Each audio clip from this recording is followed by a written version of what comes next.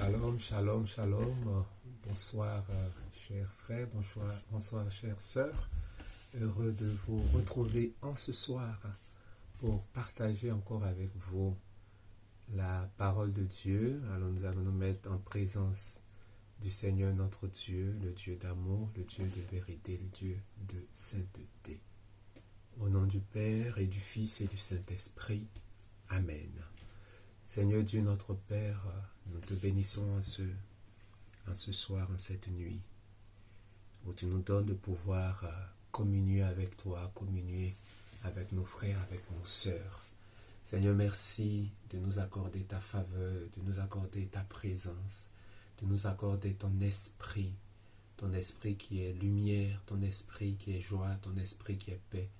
Merci de faire jaillir les grâces de ton esprit sur tous ceux qui sont connectés ou qui vont se connecter pour prendre ce temps de prière avec nous, que ta grâce soit pleinement sur leur vie et que la prière de la Vierge Marie, notre Mère, s'élève vers toi en notre faveur. À toi, Seigneur Dieu, honneur, gloire et puissance dans tous les temps et dans tous les lieux. Alléluia. Amen. Au nom du Père et du Fils et du Saint-Esprit. Amen. Alors, chers amis, nous nous retrouvons cette nuit, ce soir, pour continuer notre cheminement dans la parole de Dieu. Le mardi dernier, nous avons ensemble commencé à méditer le Benedictus, le cantique de Zacharie. Et nous avons vu donc la première partie. Et ce soir, nous allons ensemble voir la deuxième partie. Donc nous allons boucler la méditation quelque peu, j'allais dire rapide, de ce texte, de cette prière que le prêtre Zacharie a fait monter vers le Seigneur devant la grandeur de l'œuvre que le Seigneur a accomplie en lui accordant notamment un fils dans la personne de Jean. Alors Zacharie se laisse emporter par une louange qui est prophétique, qui est pleine de révélations.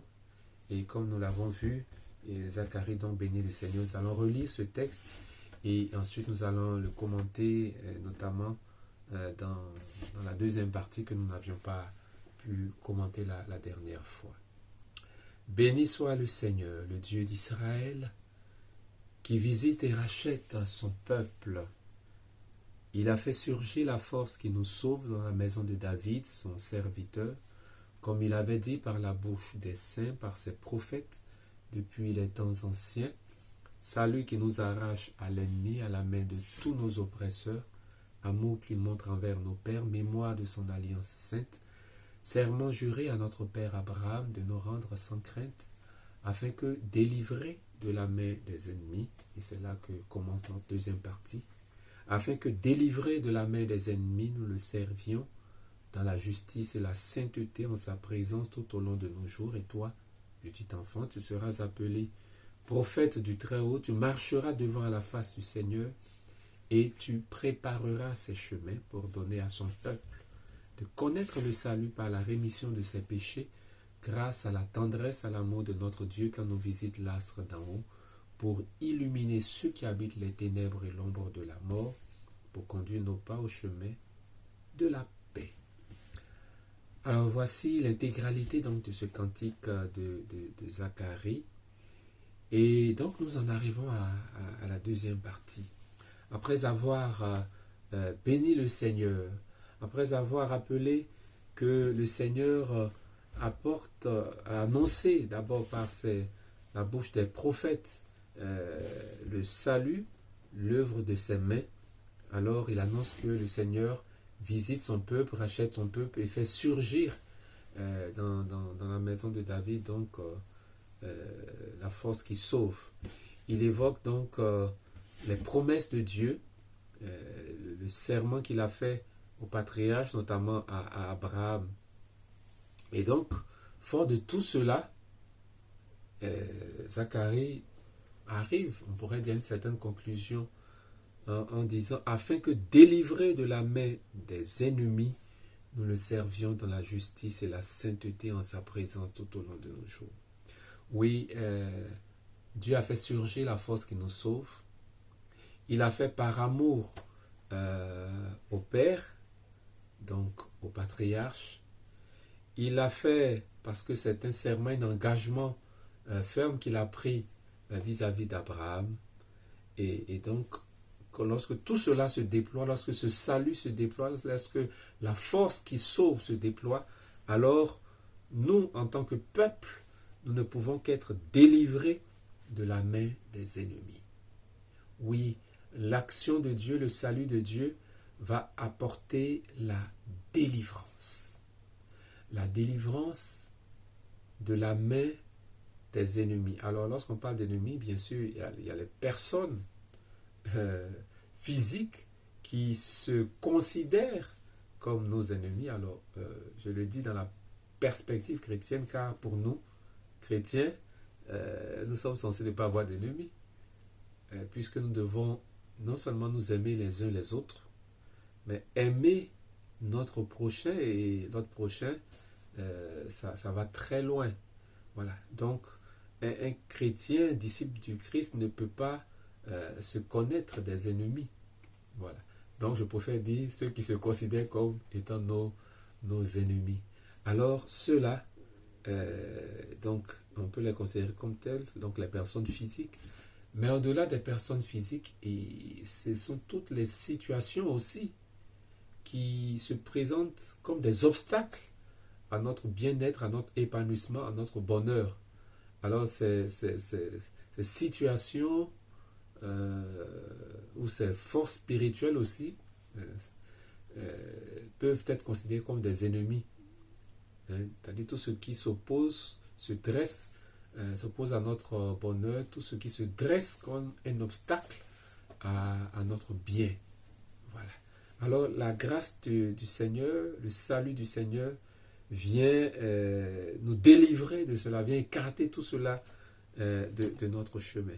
Alors, une fois que cela est réalisé, et donc c'est en cela que la deuxième partie devient intéressante, une fois que ce salut qui est délivrance est opéré, alors nous pouvons accomplir la suite. La suite, c'est quoi?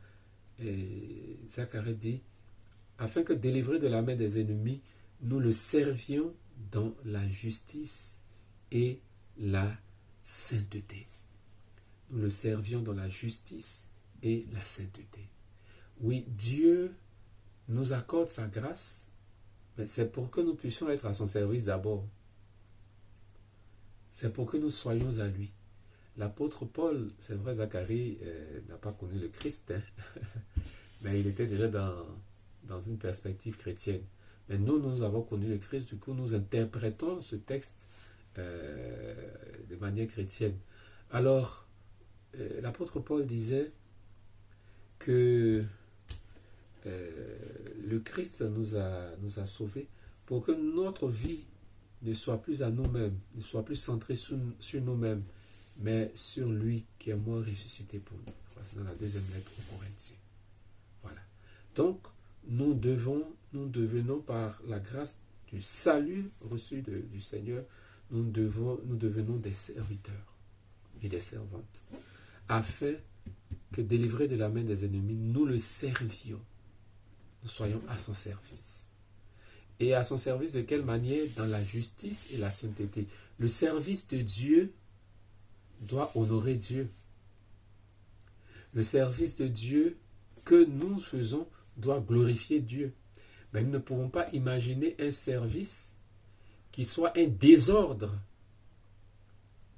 qui déshonore Dieu, un désordre qui salit le nom du Seigneur. C'est pas possible. Ça ne peut pas être un service de Dieu. Voilà. Alors faisons attention à notre attitude. Jésus disait qu'il va arriver un moment où il y a des hommes qui vont tuer des disciples en pensant rendre service à Dieu. Alors la question du terrorisme aujourd'hui, par exemple, des personnes qui, au nom de Dieu, disons ça comme ça, tuent. tue d'autres personnes. On les poignarde ou on se fait exploser. Voilà, dans une place publique, dans un marché. Bon, et puis on crie Dieu est grand. Il y a quelque chose qui ne va pas. Un tel acte peut-il honorer Dieu? Tuer des innocents peut-il être une manière de glorifier Dieu? Je ne le pense pas. Alors, ou bien voler, tricher, frauder, ça n'est pas une manière d'honorer Dieu. Voilà. Afin que délivrer de la main des ennemis, donc de toutes les personnes, toutes les choses, toutes les situations qui sont blocages, obstacles, obstructions à notre bonheur. Une fois que tout ça est parti, alors le champ est libre, la voie est libre pour servir Dieu comme il se doit, dans la justice. Notre Dieu est un Dieu de justice. Et servir Dieu exige au moins la justice. Au moins la justice. Du coup, dans l'Église, dans nos communautés chrétiennes, sur nos paroisses, dans nos communautés religieuses, dans nos associations chrétiennes, dans nos ONG chrétiennes, dans nos chorales, etc., dans nos diocèses, dans la curie romaine, voilà, partout dans l'Église, il faut qu'il y ait la justice. Il faut absolument qu'il y ait la justice. Sinon, ce n'est plus le royaume de Dieu. Sinon, ce n'est plus l'Église du Christ, l'Église dans laquelle il pourrait se reconnaître. Faisons très, très, très attention, je le dis, pour nous tous, moi y compris. Faisons très attention. Nous devons suivre le Seigneur, servir le Seigneur dans la justice. Voilà, dans sa forme la plus élémentaire. Voilà, comme le disait ce penseur, rendre à chacun ce que je lui dois, ce qui lui revient de droit. Voilà, ça peut aller très loin, philosophiquement parlant, mais au moins c'est ça. Faire les choses de manière juste ou de manière équitable. Agir comme Dieu lui-même aurait agi. Voilà. On ne peut pas poser des actes injustes au nom du service de Dieu. Voilà. Alors, ce n'est pas évident, mais au moins, nous devons savoir que c'est ce que Dieu attend de nous. Que nous le servions dans la justice et la sainteté. Alors, la sainteté, c'est encore plus grand parce que ça renferme tout cela. La sainteté nous relie directement à Dieu. Et donc, servir Dieu dans la sainteté, c'est servir Dieu quasiment d'une manière, je veux dire, qui est équivalente à une vraie adoration. Servir Dieu dans la sainteté, c'est servir Dieu dans la plénitude de l'amour, dans la plénitude de la vérité, dans la plénitude de la charité, dans la plénitude de la bonté et dans la plénitude même de la miséricorde. C'est servir Dieu avec les dispositions qu'il y a en lui-même, parce que Dieu seul est saint. Voilà. Lorsque le Seigneur dit le royaume de Dieu appartient à ceux qui ressemblent aux enfants, aux petits, voilà, en exaltant ceux qui font preuve d'humilité, de simplicité, ben, c'est ça. C'est à cela que nous sommes appelés nous aussi. Oui, chers frères, chères sœurs, nous devons servir Dieu dans la justice et la sainteté. Et Zacharie ajoute en sa présence tout au long de nos jours. Oui, le service de Dieu que nous devons rendre, ça doit être en présence de Dieu lui-même, c'est-à-dire agir non pas de manière déconnectée de Dieu, mais au contraire en étant connecté au Seigneur. Et c'est lui qui, à chaque étape, nous conduira, nous orientera, nous inspirera pour que nous puissions le servir donc dans cette justice et dans cette sainteté. Donc en sa présence et tout au long de nos jours, dit Zacharie. Donc servir Dieu de telle sorte, ce n'est pas juste une fois en passant, une fois tous les 6 mois, mais c'est tous les jours qu'il doit en être ainsi, tous les jours. quelle que soit la position que j'occupe donc dans l'église, dans la communauté, c'est tous les jours que je dois vivre et agir ainsi dans le service de Dieu. Et toi, petit enfant, tu seras appelé prophète du Très-Haut.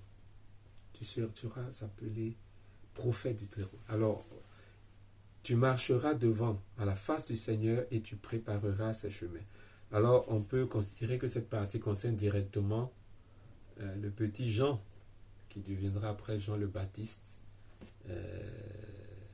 qu'on connaît tous, puisqu'il est encore un petit enfant, on pourrait dire ainsi. Mais bien qu'il soit petit enfant, on dit qu'il sera appelé prophète du Très-Haut. Voilà. Alors Zacharie annonce ce que sera cet enfant-là. Vous vous souvenez qu'on disait, mais qu'est-ce qui va devenir cet enfant avec tous ces signes particuliers qui entourent sa naissance, hein? Je ne vais pas revenir dans les détails, mais bon, son père qui a été frappé de mutisme et sa maman qui dit son nom sera Jean. Voilà, le papa confirme cela par écrit et du coup il retrouve l'usage de la parole, etc. Qu'est-ce qui va devenir cet enfant? Il y a trop de choses mystérieuses autour de lui. Non, c'est parce qu'il l'a appelé à devenir prophète du Très-Haut.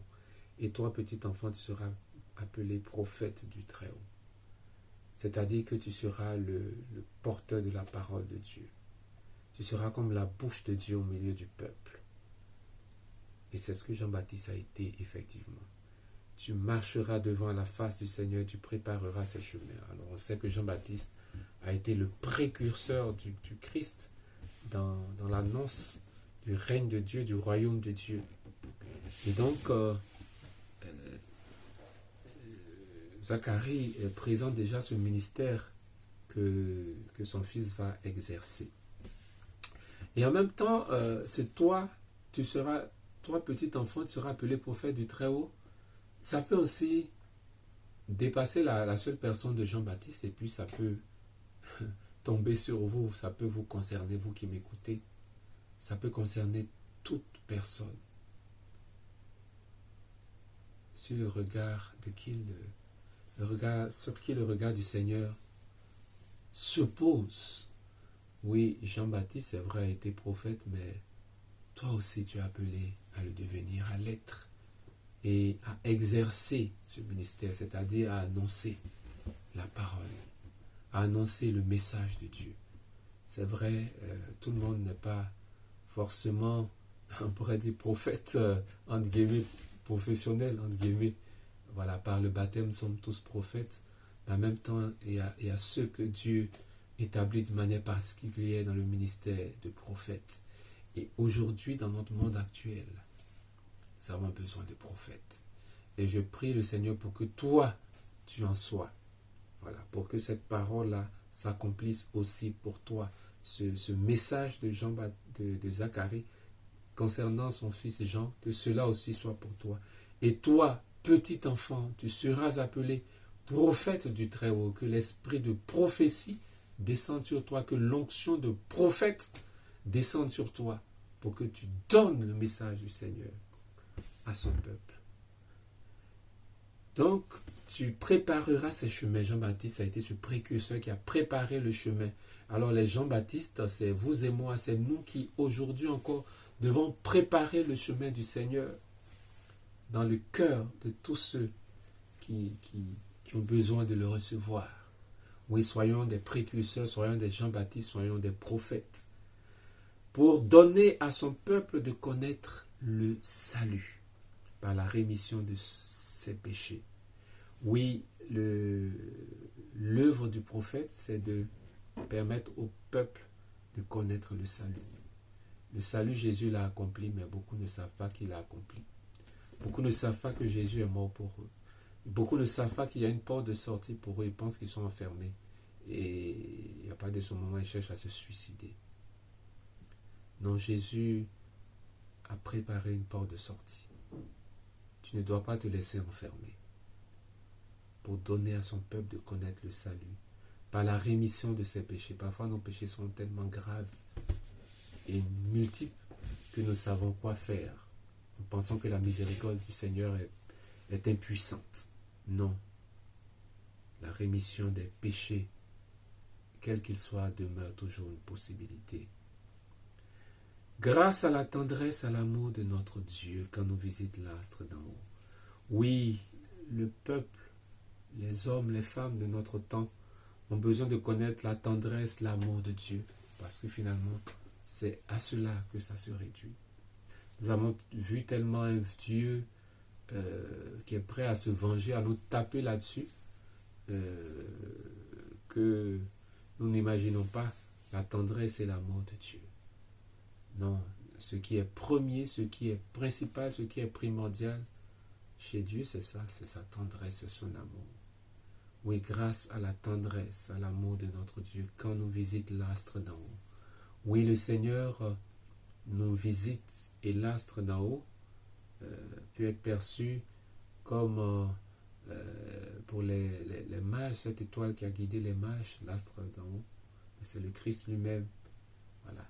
Mais déjà, Jean a été comme un petit astre qui préparait l'astre majeur, et qu'est le Christ, pour illuminer ceux qui habitent les ténèbres et l'ombre de la mort. Oui, la parole de Dieu, le Christ, vient comme cette lumière qui éclaire toute personne. Je suis la lumière du monde, a dit le Christ. Pour illuminer ceux qui habitent les ténèbres, ceux qui sont dans l'obscurité de la mort, ceux qui habitent les ténèbres et l'ombre de la mort. Oui, beaucoup sont dans les ténèbres du désespoir, du découragement. Beaucoup sont dans l'ombre de la mort et pensent qu'ils sont déjà morts, et beaucoup même pensent qu'ils sont vivants, mais en réalité ils sont morts, comme le dit le livre de l'Apocalypse.